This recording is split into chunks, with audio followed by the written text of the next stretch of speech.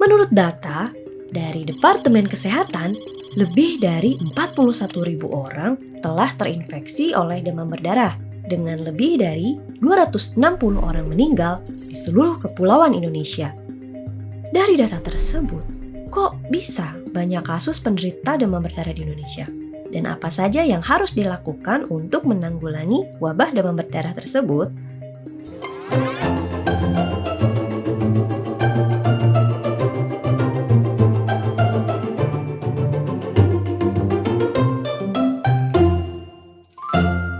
Demam berdarah dengue atau DBD adalah penyakit yang disebabkan oleh salah satu dari 4 virus dengue. Dengue adalah virus yang ditularkan oleh nyamuk yang umum terjadi di daerah beriklim tropis.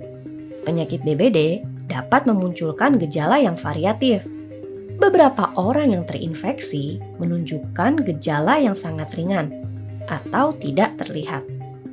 Ada pula yang memunculkan gejala yang lebih berat dan memerlukan perawatan yang intensif. Dalam kasus yang parah, kematian dapat terjadi.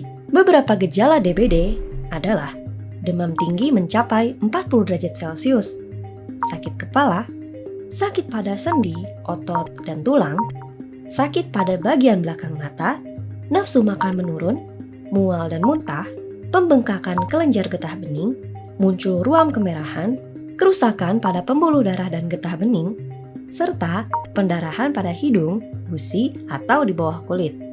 Hingga saat ini, tidak ada pengobatan atau vaksin khusus untuk penyakit ini, karena virus dengue tidak dapat diobati menggunakan antibiotik. Tubuh penderita DBD harus memiliki imunitas yang kuat agar dapat membunuh virus tersebut. Adapun perawatan yang dapat dilakukan untuk meringankan gejala dari penyakit DBD, yaitu banyak minum cairan agar terhindar dari dehidrasi, istirahat yang cukup, mengkonsumsi obat penurun panas yang relatif aman dan dianjurkan oleh dokter. Berdasarkan data dari Departemen Kesehatan, wabah DBD 2020 di Indonesia menelan banyak korban. Faktor yang menyebabkan pesatnya penyebaran wabah demam berdarah di Indonesia adalah Indonesia berada di iklim tropis yang hangat dan sesuai dengan habitat nyamuk Aedes aegypti. Selain itu, perubahan cuaca yang tidak menentu menyebabkan banyaknya genangan air hangat yang mempercepat perkembangbiakan nyamuk Aedes aegypti. Dari sudut pandang ekologi, wabah DBD di Indonesia merupakan hubungan simbiosis parasitisme antara virus dengue, nyamuk, dan manusia.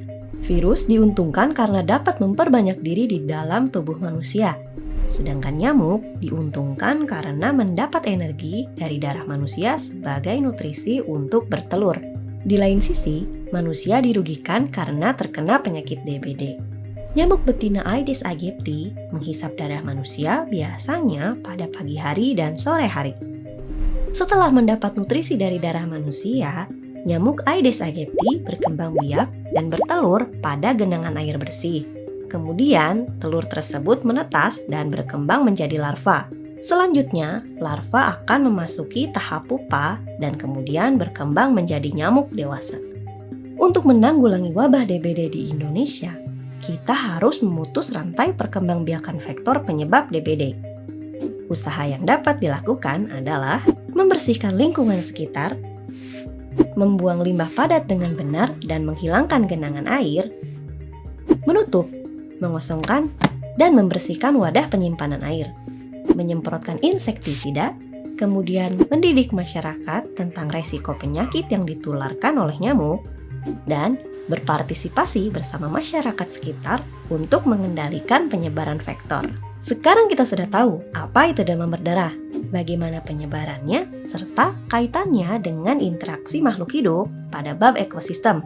Dan kita juga sudah tahu usaha apa saja yang harus dilakukan untuk menanggulangi wabah demam berdarah tersebut.